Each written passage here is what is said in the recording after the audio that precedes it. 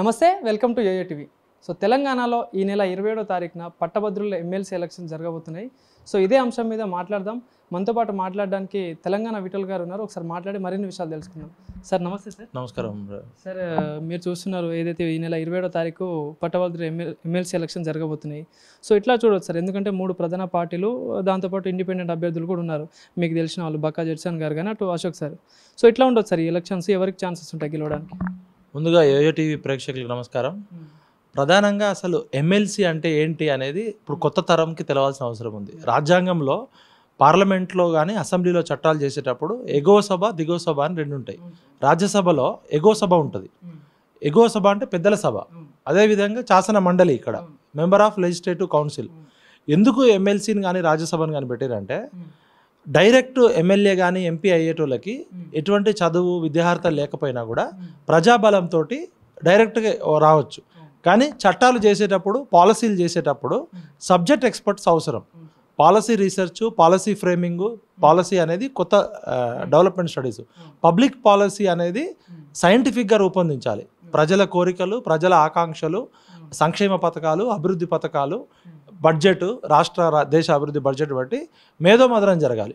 Discussion, debate, dialogue అనేది చట్టసభలో జరగాలి. అయితే ఒక చట్టాన్ని తయారు చేసే ముందు అన్ని రకాల నిపుణులు ఉండాలి. ఇప్పుడు ఉదాహరణకి మనం శాసన మండలి తీసుకుంటే, శాసన మండలిలో 4 రకాల ఎమ్మెల్సీలు ఉంటారు.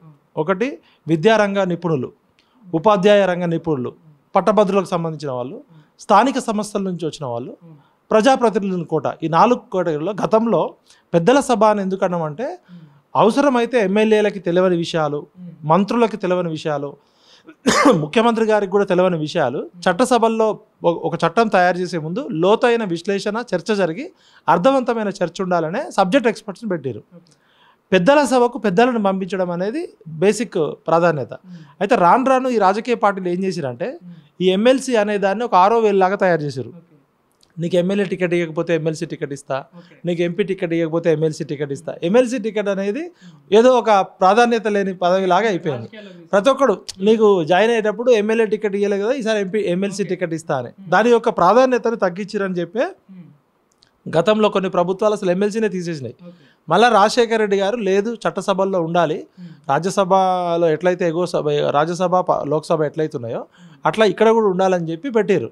ఉద్దేశం మంచిదే, కానీ ఇది రాజకీయ నిరుద్యోగులకి ఒక పునరావాసం లాగా తయారైంది.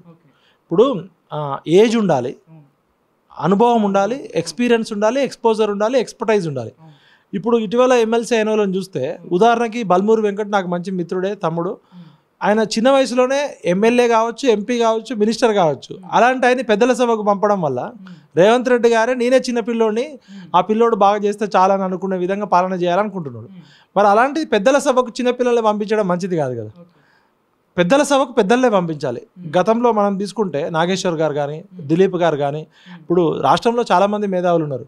మన హరగోపాల్ గారు ఉన్నారు, గతంలో పొత్తూరు వెంకటేశ్వరరావు గారు ఉన్నారు, లేకపోతే పక్క రాష్ట్రంలో ఎంఎస్ స్వామినాథన్ నోబెల్ బహుమతి వచ్చిన ఆయన ఎంవి రావు గారు అని సైంటిస్టులు ఉన్నారు. సైంటిస్టులు, ఎక్స్పర్ట్స్, ఎడ్యుకేషనిస్టులు పోవాల్సిన దగ్గరికి ఈరోజు ఏమైందంటే పెద్దల సభకు చిల్లరగా అన్నట్టు అయిపోయింది. పెద్దల సభ వాల్యూ పోవద్దు. అందుకనే నేను పర్టికులర్గా ఇప్పుడు పట్టభద్రులకు రిక్వెస్ట్ చేసిన అంటే, ఇప్పుడు పోటీ చేస్తున్న 4లో వయసు ఒకటి. ఇప్పుడు మనకి ఎంత క్వాలిఫికేషన్ ఉన్నా కూడా అనుభవం అనేది ఇంపార్టెంట్. ప్లస్ ఎక్స్పోజర్ కూడా ఉండాలి, ఎక్స్పీరియన్స్ కూడా ఉండాలి.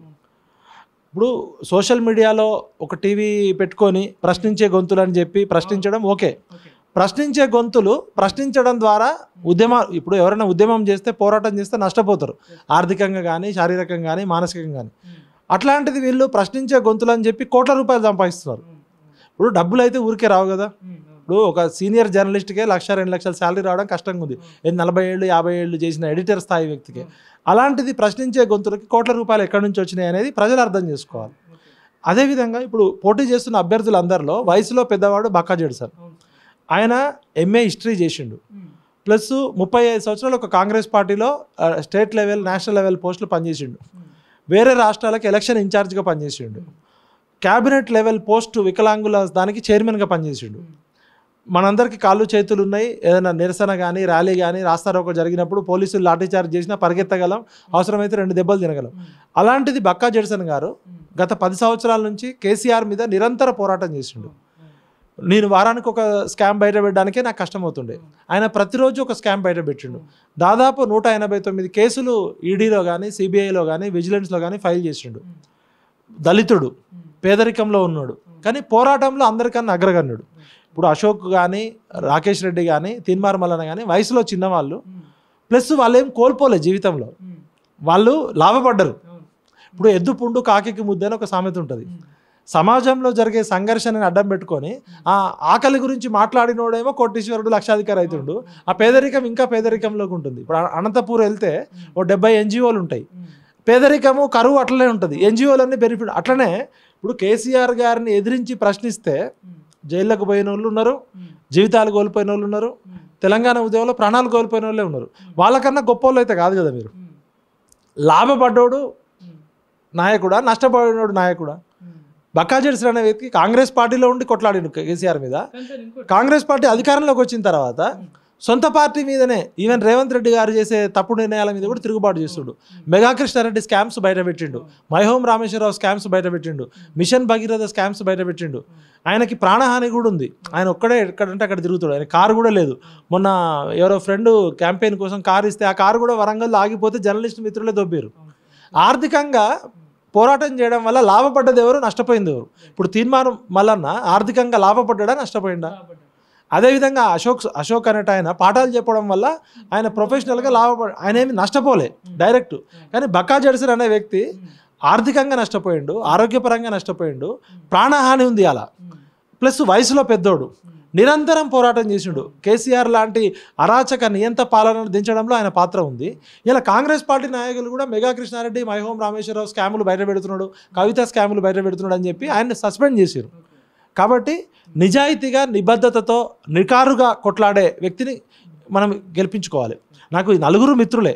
ఒక రకంగా చెప్పాలంటే బక్కా జెడ్సన్ కన్నా రాకేష్ రెడ్డి నాకు పర్సనల్గా మిత్రుడే. తీన్మార్ మల్లన్న కమ్యూనిటీ పరంగా కానీ జర్నలిస్ట్ పరంగా కానీ పరిచయమే. అశోక్ అయితే నాకు జూనియర్ యూనివర్సిటీలో. మరి నేను వీళ్ళ ముగ్గురిని కాదని బక్కా జెడ్సన్ ఎందుకు చేయమంటున్నా అంటే, ఫస్ట్ అర్హత, ధైర్యం, 2 త్యాగము, 3 నిజాయితీ. ఈ 3 బక్కా జెడ్సన్కి ధైర్యం ఉంది, త్యాగం ఉంది, నిజాయితీ ఉంది. అన్నిటికన్నా మించి ప్రాణాలకు తెగించి లైఫ్ రిస్క్ ఉంది. ఆయన ఏమి టీవీ ఛానల్లో ఏసీ రూమ్లో కూర్చొని మాట్లాడట్లే, ఫీల్డ్కి వెళ్ళి పనిచేస్తున్నాడు.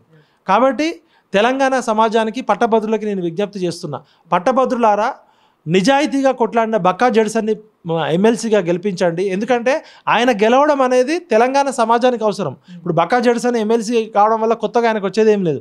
ఇవాళ బక్కా జెడ్సన్ గారు ఏ ఆఫీస్కి పోయినా ఆయనకున్న ట్రాక్ రికార్డుతో ప్రతి ఆఫీసర్ లేచి నిలబడి ప్రేమతో, రెస్పెక్ట్తో ఆయనకు గౌరవిస్తారు. బట్ బక్కా జెడ్సన్ లాంటి వాళ్ళు కూడా శాసనసభకు పోకపోతే ఇక గరీబోళ్ళు ఎవరు, పేదోళ్ళు ఎవరు కూడా ఎమ్మెల్సీలు కావద్దా? ఎమ్మెల్యే కావాలంటే 100 కోట్లు కావాలి, ఎంపీ కావాలంటే 1000 కోట్లు కావాలి, రెడ్డి దొరలు అగ్రవర్ణాలే అవుతున్నారు. ఆయన ఒక దళితుడు, కష్టపడి కొట్లాడుతున్నాడు.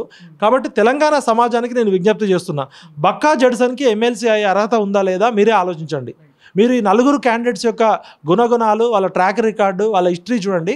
సమర్థత, యోగ్యత, అర్హత, నాణ్యత, ప్రతిభ, ఈ 4 నిండుగున్నాయి. ఆయన దగ్గర డబ్బులు లేకపోవచ్చు, ఆయన దగ్గర కార్లు లేకపోవచ్చు, ఆయన పాటలు ఆయన రాయించుకొని డప్పు కొట్టుకోకపోవచ్చు, కానీ ఆయనకి పోరాడే శక్తి ఉంది. బక్కా జెడ్సన్ గారు రేపు పొద్దున ఎమ్మెల్సీ అయితే చట్టసభల్లో కూడా పోరాడతాడు. నిన్నగాక మొన్న నల్గొండ కలెక్టరేట్లో కారుకు అడ్డం పడ్డాడు ఒక్కడు, 100 మంది పోలీసులు. అంతకుముందు ఖమ్మం కలెక్టరేట్లో అడ్డం పడ్డాడు. అతడే ఒక సైన్యం లాగా పోరాటం చేస్తున్నాడు. కాబట్టి మేమందరం సపోర్ట్ చేస్తున్నాం. తెలంగాణ అంటే ప్రశ్నించడము, పోరాడము, త్యాగం చేయడము. తెలంగాణ అస్తిత్వానికి, అస్మితకి ప్రతిరూపం బక్కా జెడ్సన్. కాబట్టి బక్కా జెడ్సన్ని గెలిపించుకోవడం ద్వారా పట్టభద్రులారా మీ విలువను పెంచుకోండి. ఇప్పుడు ఇట్లాంటి వాళ్ళు వస్తుంటారు, పోతుంటారు చాలామంది పగటి వేషగాల, ఏ పూట పాడేటోళ్ళు.